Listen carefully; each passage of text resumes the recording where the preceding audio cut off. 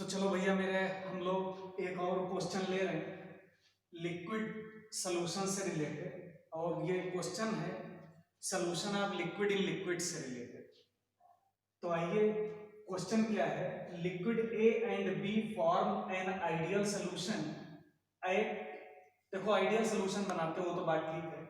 अब कह रहा है at 50 degree centigrade all the vapors above the solution containing equal moles of both liquid, यानी कि लिक्विड के मोल्स बराबर हैं, लेकिन ये मोल्स बराबर का है लिक्विड में, वेपर में नहीं, eight equilibrium is collected in another vessel, यानी कि जब लिक्विड जो था अपनी वेपर के साथ इक्विलिब्रियम में रहा होगा तो वो जो वेपर थी उसको कलेक्ट कर लिया गया अनदर वेसल में। तो अगर इतने से अगर हम भैया एक डायग्राम बनाएं तो जो डायग्राम बनेगा वो ये बनेगा कि एक लिक्विड है जिसमें मान लो लिक्विड ए और बी है। तो भैया ए लिक्विड हो गया और बी लिक्विड हो गया, इन दोनों का अमाउंट बराबर है। अच्छा अमाउंट बराबर है तो मोल फ्रैक्शन ए का हो गया 0.5 और बी का भी हो जाएगा 0.5। अच्छा ये जो लिक्विड है इसने अपनी कुछ वेपर भी बनाया होगा और उसकी वेपर जो है वो इक्विलिब्रियम में होगी।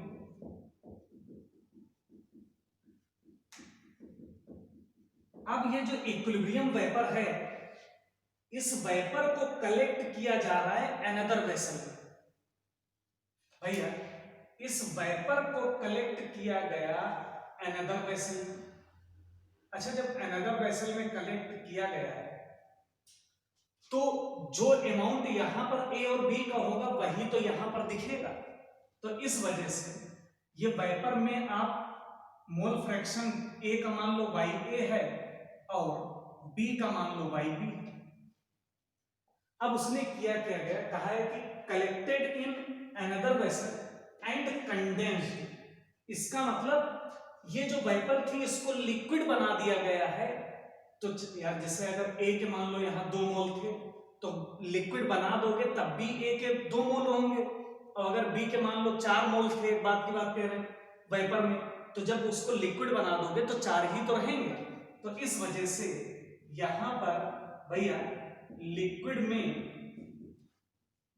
बताओ ए के कितना मोल फ्रैक्शन दिखेगा वाई ए और बी कितना दिखेगा वाई बी, क्योंकि जो वेपर थी उसको यहां पर कंडेंस कर दिया गया। अब फिर क्या कह रहा है, the condensate is further heated to 50 degree centigrade, यानी कि फिर हमने टेम्परेचर वही कर दिया इस कंडेंसेट का जो पहले था, तो वेपर फिर बनेगी इसकी। अब ये जो वेपर बनी और ये वेपर भी इस लिक्विड के साथ इक्विलिब्रियम में आ गई होगी, मतलब जितनी वेपर का अमाउंट आ रहा होगा लिक्विड में उतना ही जा रहा होगा। Rate of vaporisation is equal to rate of condensation.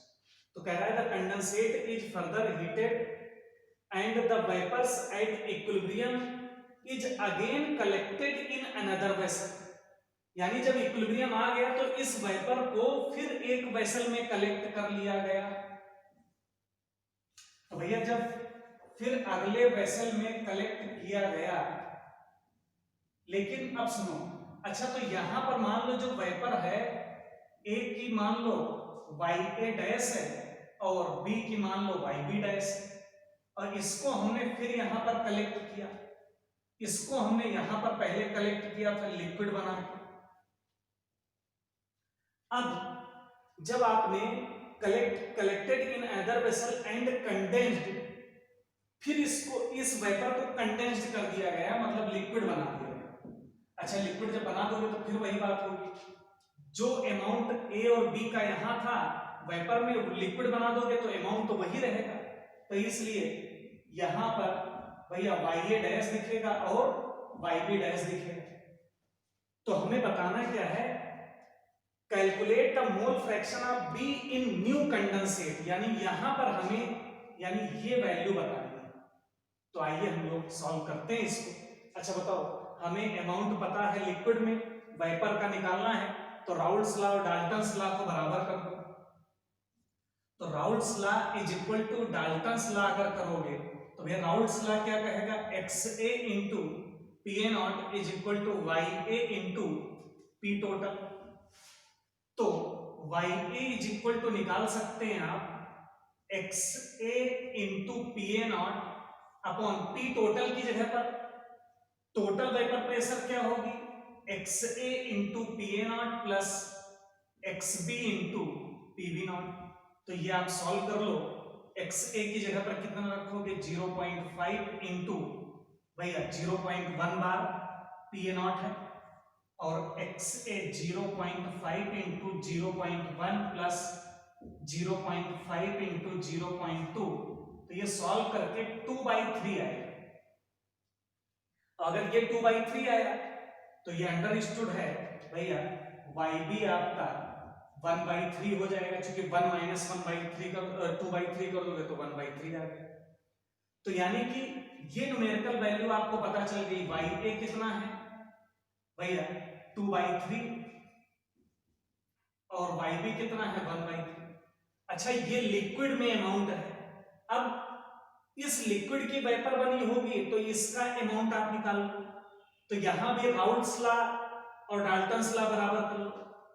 तो इस हिसाब से फिर वही बात भैया आप क्या लिखेंगे, YA डैश इज इक्वल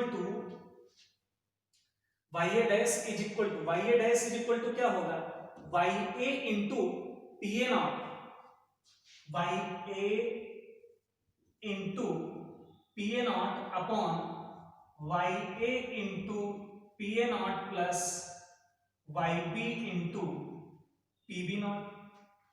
अच्छा YA कितना लिखोगे 2/3 इंटू 0.1 डिवाइडेड बाई 2/3 इंटू 0.1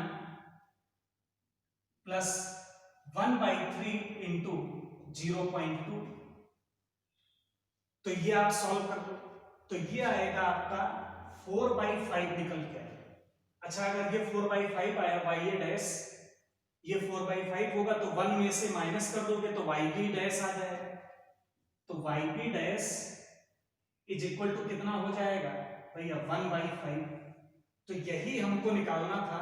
तो YB डैश बताओ कितना आ गया 1/5 और ये कितना आ गया 4/5। तो ये आपका हो गया क्वेश्चन। तो इस तरीके की भी तमाम प्रॉब्लम्स होती हैं, इस क्वेश्चन को आप लोग कर लेंगे, अच्छे से समझ गए होंगे।